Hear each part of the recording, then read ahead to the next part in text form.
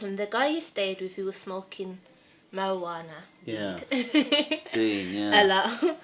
Would you say at any point was a heavy user, or like to be like given a prison sentence for Well, having an insight on his life? I thought it was quite interesting, Dean. I mean, there was quite it was quite sad, Dean's background, and when I had that, they showed that in the second programme, that quite in-depth conversation with him about the fact both his parents had died from alcohol, and he'd had a pretty tough upbringing, and I think it'd all been bottled up inside him, and he hadn't got a job. He'd been out of work for about 18 months, and he smoked cannabis on and off.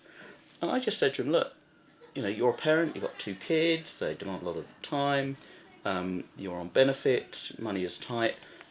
What are you doing smoking cannabis? You know, there are better ways of spending your time and more responsible ways of looking after your family. And he just hadn't thought that through. Now, okay, it's illegal to be dealing in cannabis, but it was just stupid, I thought, in his case, and he's got his priorities wrong. Do you think like as his parents died from alcohol, like he would have thought to himself, well, that's not the route I would want to go down?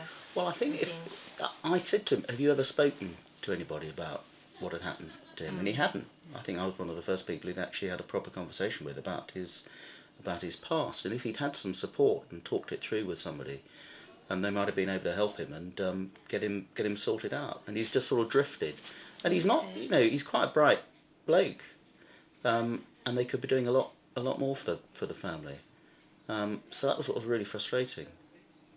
How shocked was you when Ruby said, well, what she said, the swearing? Oh, the bitch bit. They were, I mean, cripes. 4 and 6 year old kids, pretty hyperactive. You know, a real handful.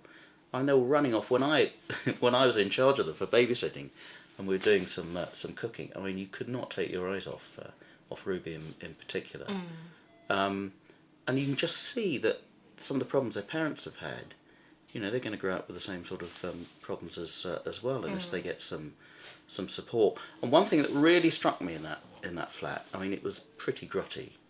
They didn't take any pride in that flat because they didn't want to be there. They wanted to get out anyway.